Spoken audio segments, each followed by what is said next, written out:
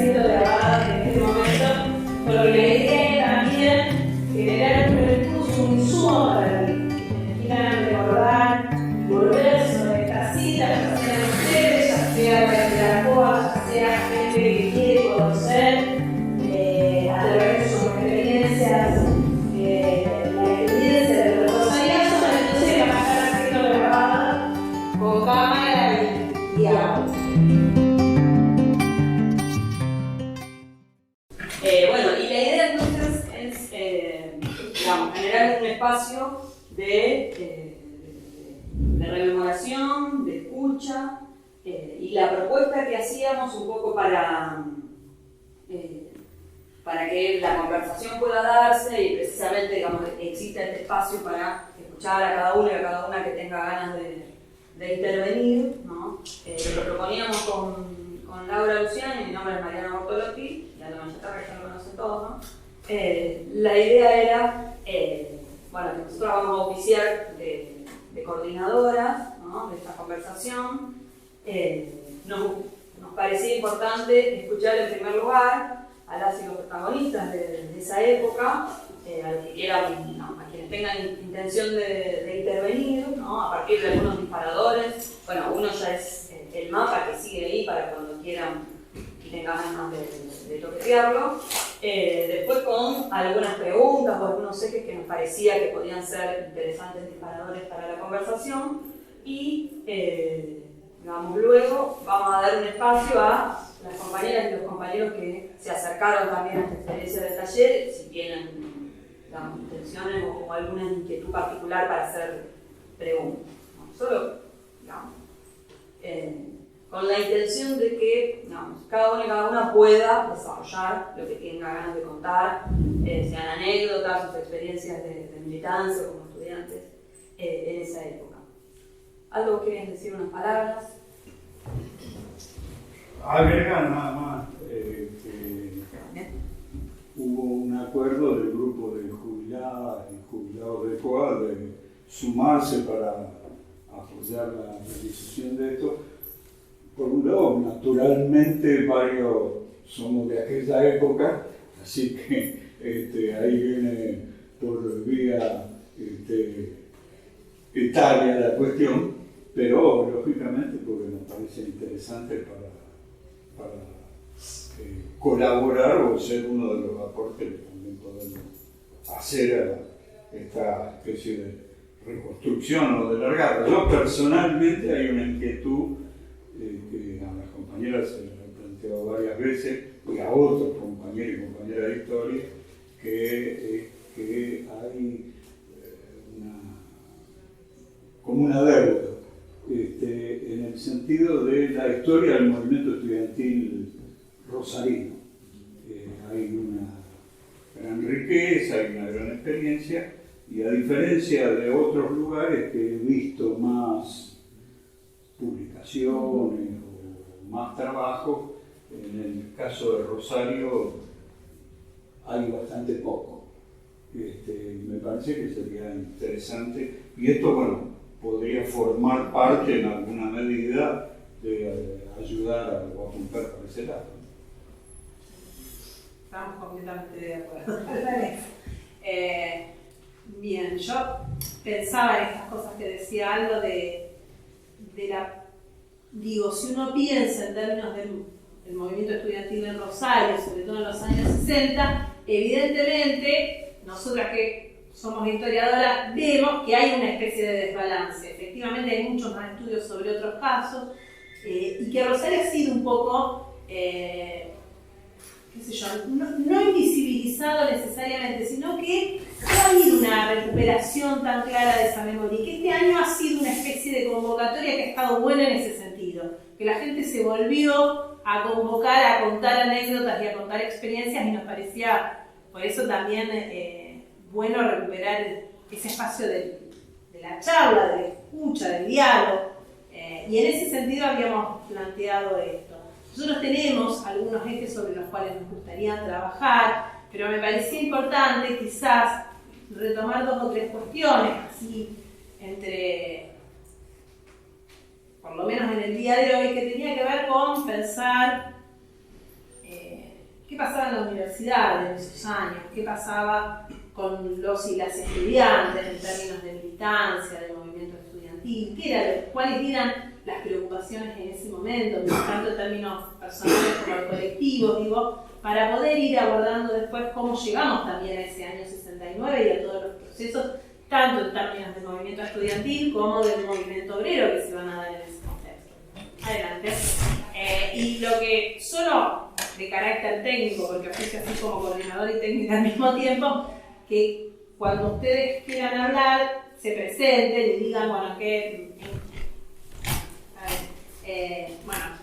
dónde se encontraban en esos años, qué estaban haciendo, como para que también tengamos un registro de su propia experiencia, ¿no?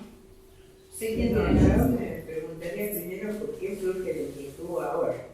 Empezaremos por el presente y por qué la gente de la universidad está pensando en recuperar la memoria, no solamente de la participación estudiantil, sino de la participación fundamentalmente de la población o de la obrera en particular, ¿no es cierto? Entonces, ¿por qué ahora y por qué se dio desde el 60 ahora una de tranca, digamos, en cuanto a la cuestión de la memoria muy fuerte? El 90 fue un desmemoriado, diría yo. La década del 90 fue una década desmemoriada. Y en gran parte creo que volvimos a la universidad, tuvimos algo que ver, porque habíamos sido, en el caso personal, tan golpeados que nos costaba hablar, no podíamos hablar. Yo recién empecé a volver a hablar del periodo, recién a partir del 2000.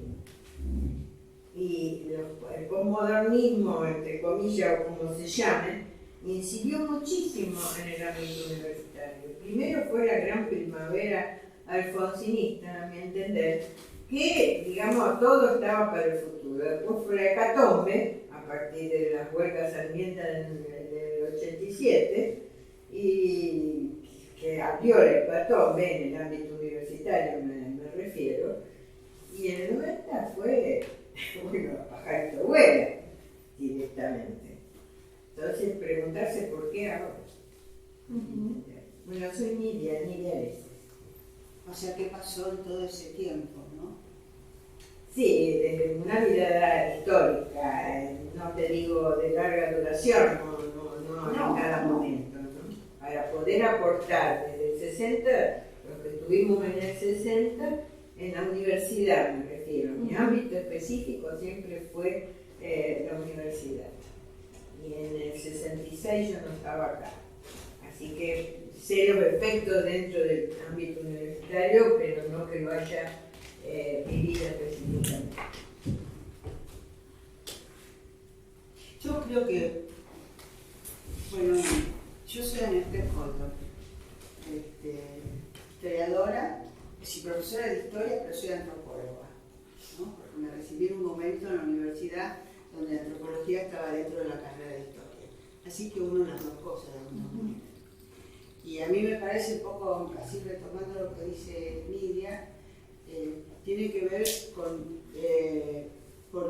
primero con la dictadura, lo que fue del 76 al 82, y los miedos y los terrores que todavía quedaban posteriormente, para no hablar en ese momento. Incluso yo retomé las clases en el año 85, porque, bueno, estamos hablando de lo de ahora. Ya vamos a ir a cerrar. Sí, vamos a ir más. Sí, porque es así. Lo que me parece es que nosotros llegamos ahora acá porque tuvimos tanto protagonismo en los 60 como en los 70. De todas maneras, ¿no? Y de alguna manera también fuimos protagonistas en los 70. Aunque sea aguantándonos el terror, ¿no? Afuera. Porque yo estuve adentro. Es decir, porque yo estuve 6 años presa durante la dictadura. Así que cuando salí,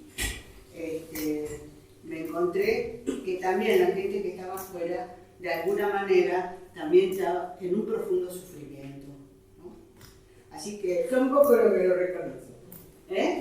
No son muchos los que reconocen eso, como lo decís. No son muchos. Si quieren entender, siento, si no lo digo mal. Claro. No, al revés.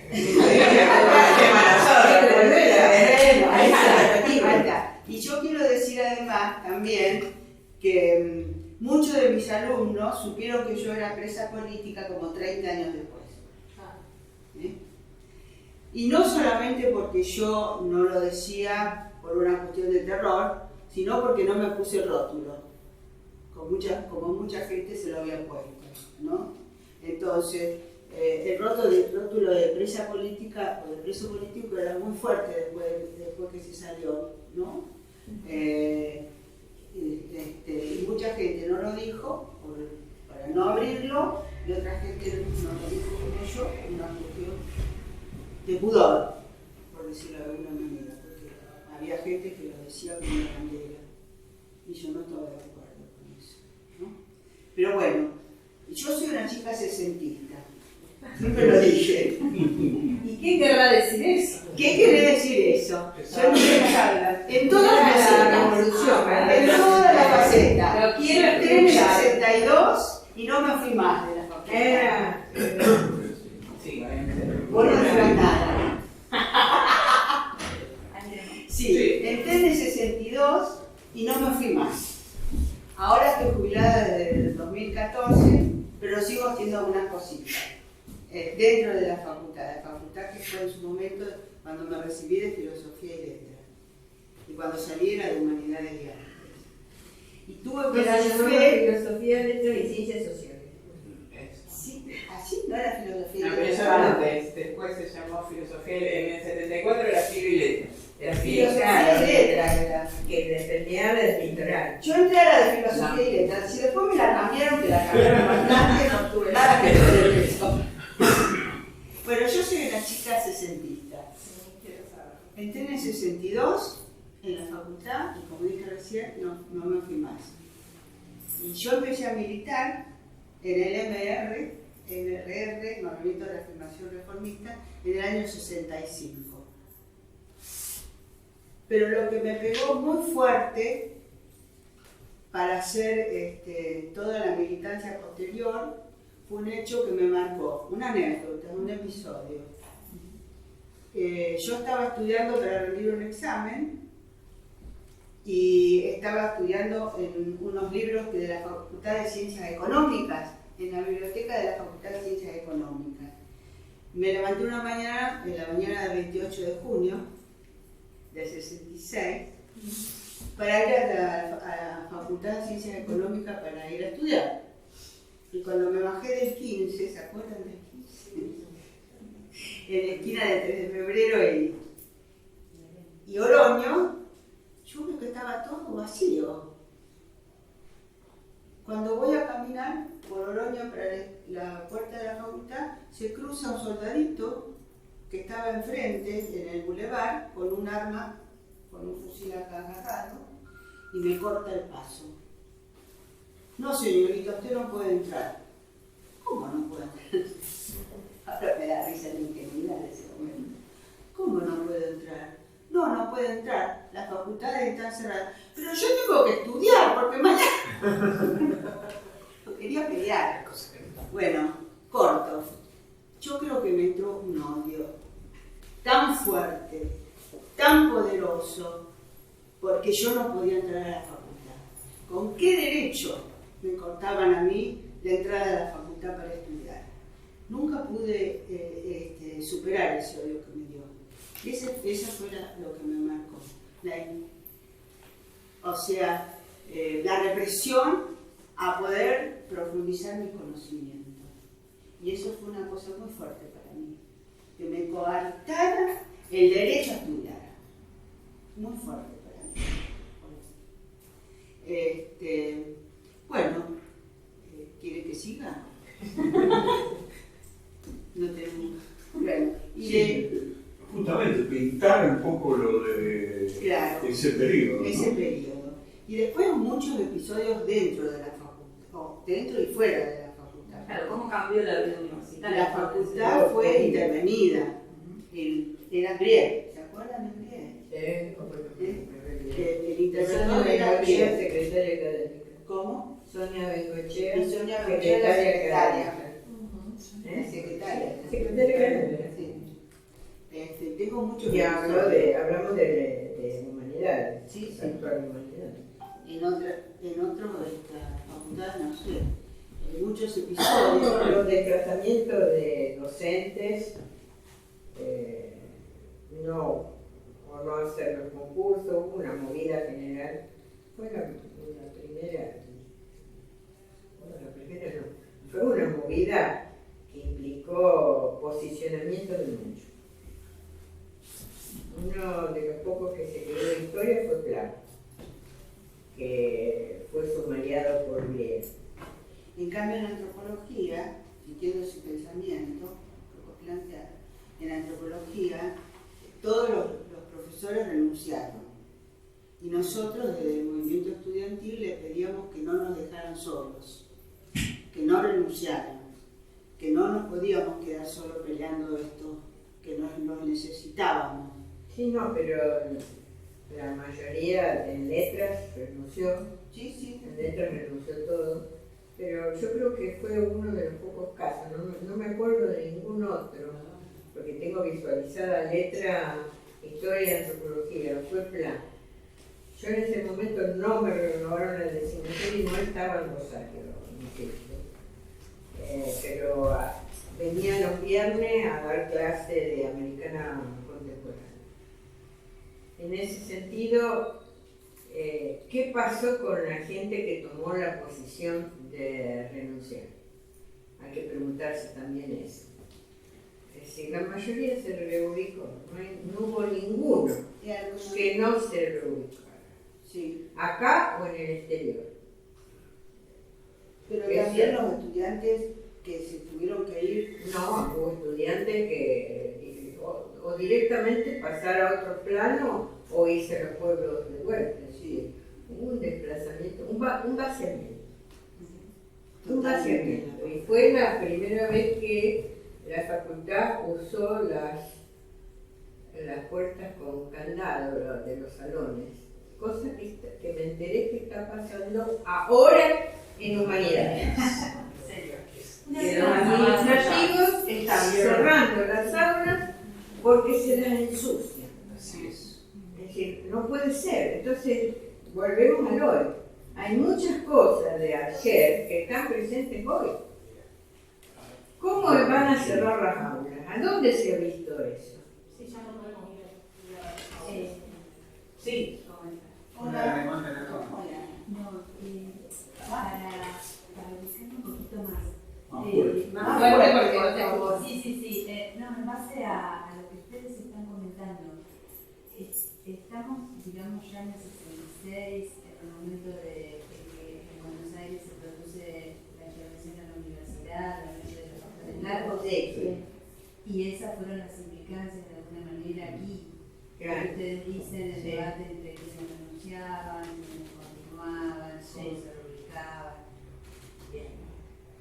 No yo para ubicarme así. Sí. No, estamos buscando el ambiente Ya, en ya, Rosario, en el ámbito ya. universitario, de que va preparando la cosa para los rosarianos. Ahora, el tema ese de la renuncia de los docentes, el de filosofía y letra fue el caso particular. Eso iba a preguntar. Si en otras facultades se había replicado o no, por ejemplo. No, en Rosario no. Ahí tuvimos mucha discusión en aquel momento sobre qué era lo que políticamente mejor convenía. Bueno, en aquel momento yo estaba en el movimiento estudiantil y en Buenos Aires las renuncias fueron mucho más extendidas. Sobre todo, por ejemplo, ciencia exacta. Pero en Rosario la cuestión fue distinta, en parte porque creo que, como vos lo decías, del movimiento estudiantil, el planteo fue que no que no era lo mejor. No en relación a si había que repudiar o no la dictadura, la intervención, eso estaba fuera de duda, ¿no?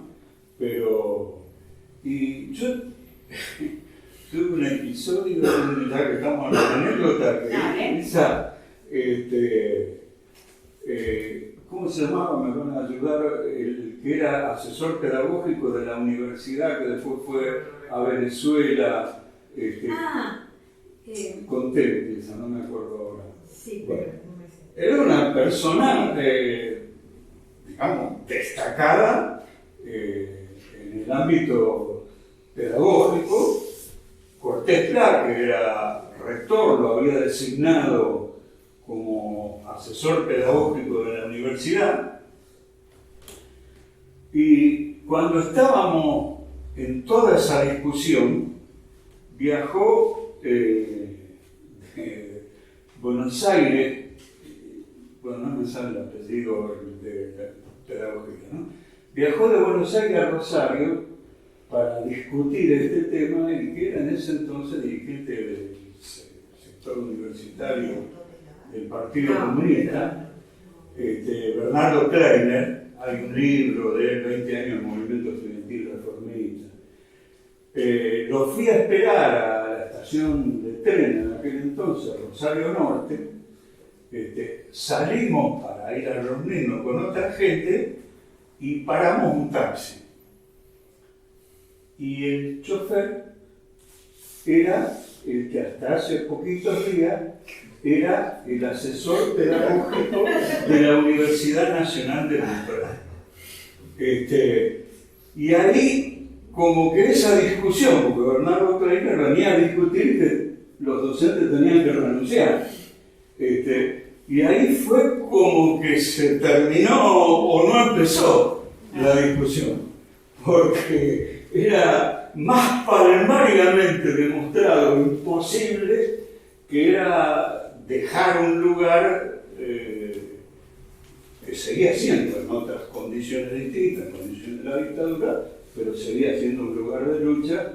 Después, bueno, el señor, fuimos con él hasta mi casa, nos juntamos en mi casa a comer, a conversar, tomar mate. Bueno, él después fue, al poquito tiempo, se ubicó porque era una personalidad internacional. En Venezuela creo que fue en aquel momento. Y yo traje acá un documento que me parece muy interesante. Es el mensaje que el ministro del Interior en el año 67, Guillermo Borda, el mensaje con el cual le presenta a Onganía para que lo apruebe el Poder Ejecutivo, en aquel momento legislaba también, la nueva ley universitaria. Es de 21 de abril de 1967. Y leo dos pedacitos. Uno, el otro, y te leo después un artículo, pero es el segundo párrafo de la fundamentación, y dice así: la Revolución Argentina expresó desde el comienzo su decisión de enfrentar las anomalías profundas que afectaban el desarrollo material y espiritual de la nación. Por ello, una de sus primeras preocupaciones fue la de restituir las universidades al cabal cumplimiento de sus fines, haciendo cesar el estado de subversión interna que las desgarraban, eliminando los factores que pretendían transformarlas en focos de perturbación pública y asegurando las condiciones para que no se viera frustrado el esfuerzo de sus maestros, investigadores y estudiantes. Subvertir el orden. Sí, terrible en la filosofía. Y el artículo 18, el artículo 10 de la ley propuesta, después fue la ley, ¿no? Dice: prohíbese en los recintos universitarios toda actividad que asuma formas de militancia, agitación, propaganda, proselitismo o adoctrinamiento de carácter político. Los conflictos sociales y los problemas ideológicos y políticos podrán ser, sin embargo, objeto de estudio y análisis científico en los cursos y tareas de investigación correspondientes. Claro, puede ser objeto de investigación, pero no de acción. Claro, ¿cómo se han reciclado algunos de esos discursos? Pero eso lo dejamos para otro encuentro. Un gran constitucionalista. Constitucionalista. Yo tuve una experiencia en odontología, por ejemplo. Yo vine a estudiar en el 67, muy distinta a lo que era humanidades y arte. Pero lo que yo viví a partir del 67 hasta que me recibí en el 74, el 73 terminé, fue un ascenso y una participación cada vez mayor de estudiantes de odontología. ¿De estudiantes qué? De odontología. Odontología tradicionalmente lo sigue siendo una facultad políticamente cero. Esto es para que veamos, ahí por había 3 agrupaciones muy grandes, una de la JP, otra de la agrupación del partido de Abelardo Ramos, y nosotros del Frente de Izquierda de Odontología, el FIO. A tal punto que cuando yo llegué en el 67, la facultad recién estaba inaugurada, estaba nueva, pero ya había una cierta ebullición, un cierto comentario, en las casas que alquilaban los que no éramos de Rosario, muchas casas alquiladas donde convivían estudiantes y obreros. En el caso mío, éramos 2 estudiantes de odontología y 4 trabajadores de Pasa Petroquímica. Y en las casas y en la universidad ya había un cierto movimiento, siempre había un diario, había reuniones y había ya asambleas. En la odontología, bueno, la disciplina fue hasta prácticamente 71, 72, una disciplina militar, o sea, no podía poner un cartel ni con una cita de cosas. De cualquier manera, había la militancia, había asambleas grandes, y yo creo que estos hechos el primero y el segundo rosariazo, los vasos del 69 con el cordobazo y demás, llevaron a la incorporación, muchos ya estaban incorporados. Yo ya en el 67, 68 participaba en la asamblea, uno empezaba a hablar por los materiales y por las reuniones que había en mi casa, en mi caso particular, ¿no? Yo lo veía en otras casas, en otros lugares. A partir del 69 se incorporan muchos más estudiantes y obreros a la lucha antidictatorial. Yo me acuerdo de la primera asamblea que fui en odontología, éramos muy pocos, pero íbamos. Y participamos tanto en el primero como en el segundo rosariazo. En el segundo más organizado, con toda la gente de ahí, de las facultades de ciencias médicas, y esperamos concentrados ahí en la puerta de la facultad que vinieran las columnas obreras que venían de Sorrento, Horacio Minetti, Estexa y demás, y nos fuimos sumando a las columnas. Pero volviendo al clima que se vivía, era un clima de debate, como siempre un gran debate. Y por uno que ha charlado con gente que ya estaba en la universidad de esa época, la universidad de los 60 era una universidad de excelencia académica y de excelencia de enseñanza y también de debate político.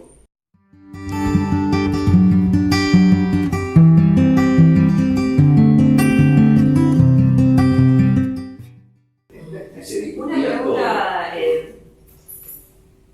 sobre lo mismo, digamos, pero volviendo un poco al clima, digamos, universitario, ¿cómo responde, si es que, entiendo que sí, pero ¿cómo responde el movimiento estudiantil a la dictadura de Onganía?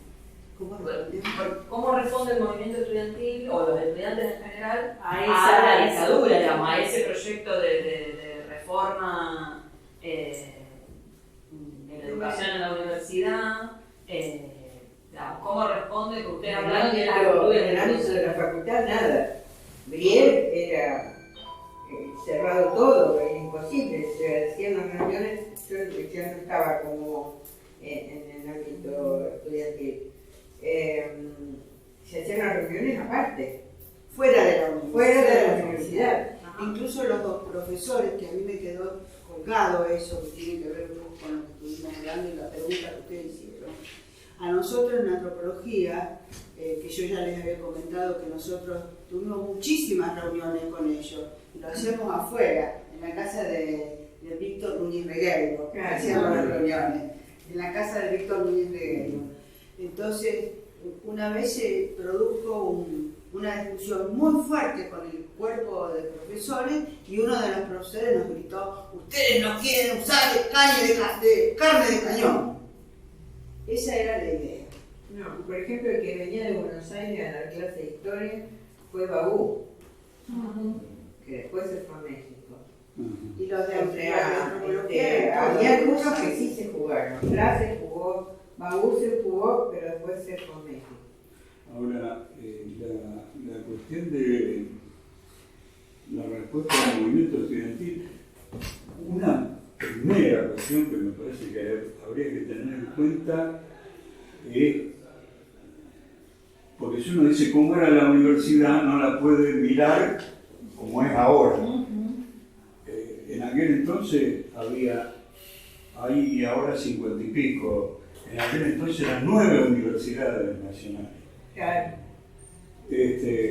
La del litoral abarcaba desde Rosario, Santa Fe. Nordeste.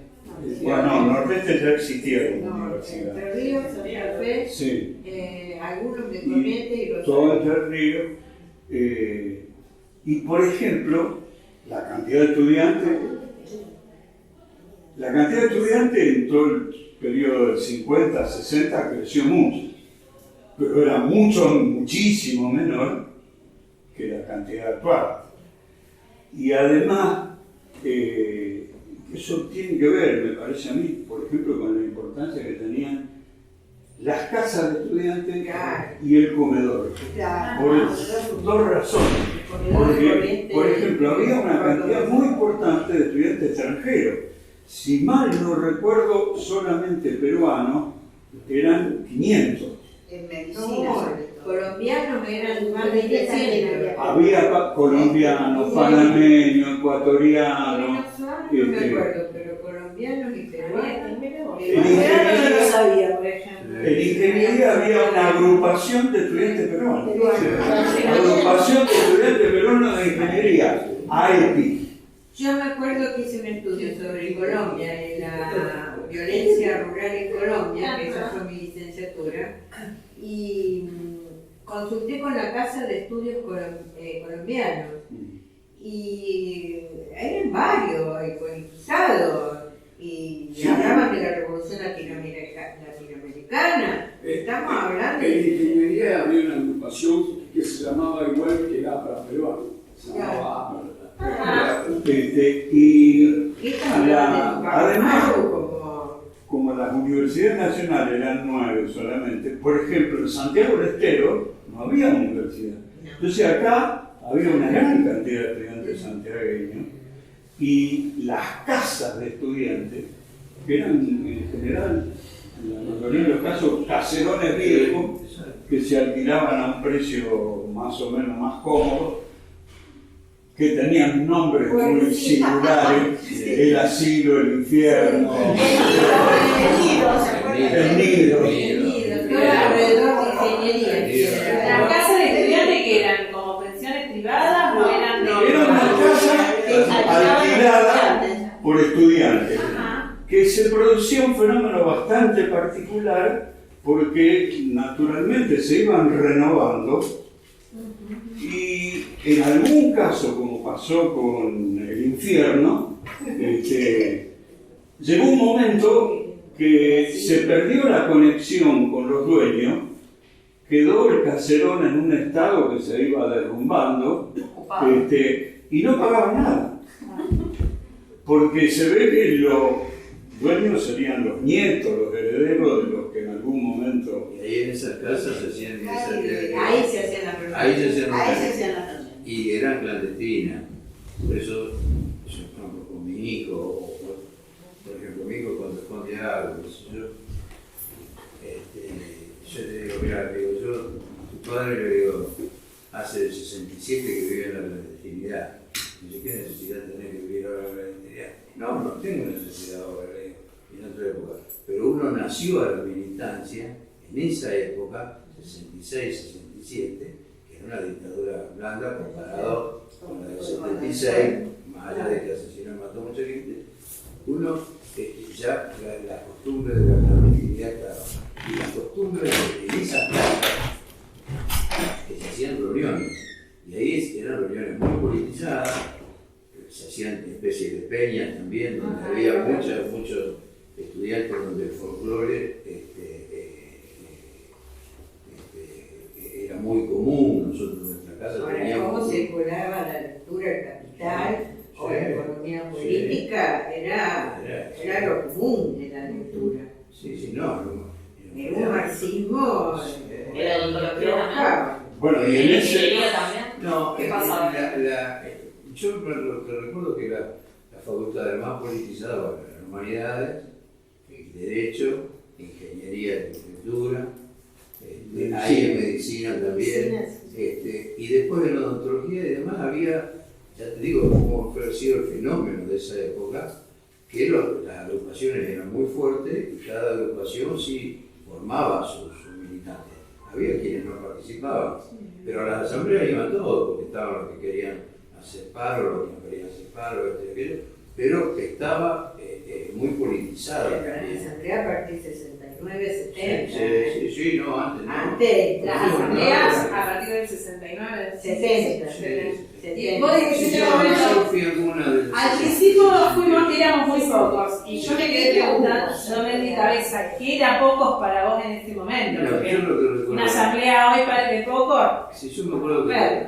la primera asamblea fue cuando se iba a inaugurar la facultad, que venía, no sé si el ministro de Educación, iba al rector y demás, que lo recibimos a los Uruguayos, vieron la facultad de Odontología, que tiene no hay escaleras, sino que, bueno, que lo recibimos a los Uruguayos, incluso entramos a la Odontología tiene un salón de actos muy lindo, muy grande, y entramos casi hasta adentro. Eso fue 67, 68, 67. El club del ministro de Educación de Humanía en ese momento. Claro, 48, 50 La aniversario. bomba de clima fue un Y yo me acuerdo de que hemos sido unos 30, 40. Sí. Ahora, Pero después eso fue increciendo y se fue aumentando. Y lo que dice Nidia, que las asambleas, por ejemplo, ya después cuando había asambleas regionales, en humanidades, vos ibas a una asamblea y si estabas en el panel o ibas a debatir, tenías que saber la obra completa de Lenin con punto y coma,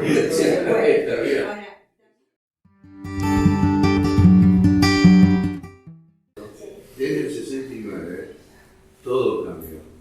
Hubo más gente en la asamblea, hubo más participación, hubo más estudiantes, porque creo que el impacto de lo que fue el primer rosariazo, la muerte del asesinato de Bello y de Blanco, lo que significó esa noche que éramos 4.000, 5.000 estudiantes y algunos obreros que apoyaban la Secretaría de Argentino, pero fue eminentemente estudiantil, fue una cosa. Y en septiembre, cuando el segundo rosariazo, fue otra cosa. Yo me acuerdo de haber estado en el primer rosariazo y éramos estudiantes, porque miraba así y eran todos estudiantes. En el segundo rosariazo, en la barricada, ahí había obrero y estudiantes, y ya era totalmente distinto, totalmente distinto. La fuerza de la columna obrera, más los grupos políticos que también participaban, que ya estaban bastante activos, hizo que también eso impactara en la universidad, y ahí ya los debates y se debatía todo se debatía, porque la sociedad debatía todo también, ¿no? Creo que eso ahí hay un cambio, las asambleas ya son masivas, y se puso en discusión todo. Ahí, si hay... Vamos a darle así. No, lo que yo quiero plantear acá, así un poco pensando en el primer rosariazo, en el de mayo, no fueron solamente estudiantes, fue un movimiento bastante espontáneo porque fue muy fuerte la muerte de Bello, muy fuerte la muerte de Bello, de tal manera que yo fui con mis viejos. Cuando se llamó a la marcha silenciosa, famosa esa, de mayo, que además empezó con una sentada en la calle Córdoba, yo estaba con mi mamá y mi papá, y fueron conmigo y se sentaron en Córdoba, entre la Prida y me acuerdo, las dos calles más llenas eran entre la Prida y San Martín, pero eran más. Estábamos los tres sentados y la gente lloraba en la calle. Mis viejos lloraban, había no solamente estudiantes, había un montón de gente grande en la calle, que fue muy fuerte la muerte. Es decir, creo que pegó muchísimo la cuestión de la represión y la muerte, a nivel popular en general, no solamente en los estudiantes y en los obreros. Y con mi viejo, yo tengo una anécdota muy, para mí, personalmente, muy fuerte y muy aleccionadora de lo que siente la gente cuando van pasando esas cosas, porque mis viejos eran personas comunes, no eran intelectuales ni nada. De golpe, cuando la policía empezó, nos levantamos todos, mi papá me agarró a mí de una mano y a mi mamá de la otra, y salimos corriendo los tres por Córdoba, doblamos por la Brida, pero volando nos llevaba mi papá, y me acuerdo que en calle San Juan le dije, yo me quiero quedar. Así que mis viejos, los dos, se buscaron un taxi y se fueron, y yo me quedé. En estos casos, en el segundo se ve más, en cada barricada había bronca, pero había alegría. Había alegría porque era un lugar que se conquistaba. Cuando en el segundo rosariazo nos replegamos hacia los barrios, y se hicieron las barricadas en los barrios, y la policía y la gendarmería no podía entrar, por eso vino la calle toda la noche, había alegría en las barricadas. Había bronca y alegría. Bronca porque, por presión del peronismo desde el 55, los gremios intervenidos, ya había presos políticos y estudiantiles, y el pueblo todo ya se sumó. En el primero, vos decís así, cuando nos tiraban desde los balcones, o nos abrían las puertas de algunas casas, en el segundo nos abrieron más las puertas porque era de día, pero la población toda es así, la población toda estaba con mucha bronca y lógicamente... Yo te diré que había manifestaciones también que no eran de apoyo. Ah, sí. Sobre todo en la parte de esa parte del microcentro. Sí. En el microcentro yo estaba en el primer piso de un negocio y los empleados de comercio no querían saber absolutamente nada, querían esconderse. Perdón, Dani, quería hacer una intervención desde hace rato. ¿Alguna cosa? A mí me tocó vivir esa época del rosariazo de la secundaria. Me hacía una pregunta de los estudiantes. Yo iba al normal 3. Cuando se vino el rosariazo, la FRE convoca entre el asesinato de Bello y la jornada de la marcha del silencio, se convoca un acto secundario en la Melipar. Entonces vamos a llevar flores, unas cosas de ese tipo, y no como ciencia secundaria. Ahí es una cosa absolutamente llamativa. Bueno, el 21 nosotros paramos, normal 3 a 10, o sea, un día voluntario, no hubo sin asamblea, pero el normal 3 para completo. Ahí por el día de los servicios no hubo actividad. Y se empieza a funcionar, bueno, obviamente la pintura con los grupos de acuerdo es muy dinámica. Alguna cosa más, alguna cosa, o sea, es bastante más violenta. Y el debate político era muy fuerte. No que ser por los precios y la cantidad de no todo uno repugnante pero en la Unión Ferroviaria en la calle de Salta y que cree la cana, no creo que corrimos por la vida terminante centenario, una cosa de ese tipo, pero que pasamos por adelante de la Buena Vista, y la Buena Vista estaba de laburo, era un paro de 36 horas, ya habían empezado los paros de 36 horas, y la Buena Vista la hablaba. Y el tema cuál era que la gente de la Buena Vista, los empleados de comercio, los obligaban a ir a trabajar porque había transporte. Entonces, el tema de los colectivos, de los flores, tiene un impacto muy grande. Yo pensaba, a mí me parece que es una de las causas por las cuales Rosario pasa a ser capital del paro. Porque es de la cultura que sin paro no se come nada. Y me parece que eso se sentó en la quemada de los flores y los colectivos del segundo Rosario. Me parece que tuvo un impacto educativo porque hay cambios en la ciudad. De ahí los paros siempre en Rosario fueron absolutamente totales. Y antes no eran los paros del 16, yo me acuerdo de 2 o 3 paros, ha habido entre mayo y septiembre, y no eran tan absolutos. Se paraban algunas cosas, los ferroviarios paraban, pero por ejemplo el plan de comercio no paraba. Era imposible, ¿no? Pero era muy difícil, obviamente. Y la otra cosa que me acuerdo, nosotros terminé en el secundario en el 70. En el 70 se formó la CETERA. Entonces, nosotros estábamos normal, no había centro de estudiantes, y ahí ya estábamos en quinto. En la normal, la cultura era la escuela de varones, la cultura era que quinto año mandaba y todo lo demás obedecían, era así.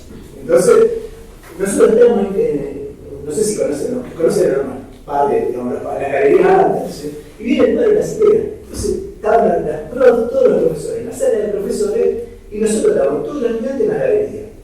Y todos los estudiantes, los profesores discutían qué iban a hacer, se paraban, se arreglaban el padre de CETERA, recién formadita, y todos los pibes estaban en la galería, paro.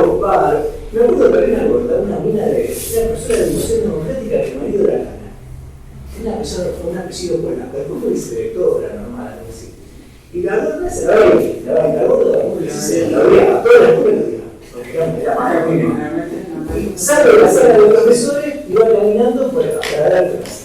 Toda la galería de ellos, 500 pibes. Al grito era hija de puta. Entonces bajamos al segundo piso, estábamos al segundo piso, bajamos al segundo piso y hicimos para nosotros. El paro de CETERA normal preparó toda la escuela porque los estudiantes. Pero eso fue una cosa, era espontánea. ¿Qué sé yo si era espontánea? Era clima, obviamente había grupos que empezaban a laburar. Pero me parece que esa característica fue una cosa. Y después yo recuerdo, a mí con la experiencia mía de la jornada de paro, exactamente esa, pero me acuerdo de la película. Yo por lo menos puedo recorrer por Rioja, mis hijos también estaban grandes. Mis hijos visitaban, pero eran hijos grandes, 50 estaban ahí, por supuesto, o sea, los gases. Y después la solidaridad de la gente, la verdad, lo que caía, yo me acuerdo por Rioja y la Corrientes, Roja y Paraguay, Roja y Rosa, lo que caía de arriba de los edificios, sí, era una cosa, era eso absolutamente llamativo. Los balcones, que la gente aplaudía y tiraba papeles de vida. Yo me acuerdo, cada día no caía la gente. En ese momento se estaba construyendo el hotel que está ahí en la calle Corrientes, entre Portada y Rioja. Los gobiernos que estaban ahí en la obra de construcción nos facilitaron un rollo de alambre que cruzamos entre 2 columnas por la calle Colino, en una de las atropelladas de la policía. La montada. Nos quedamos con un casco, una espada.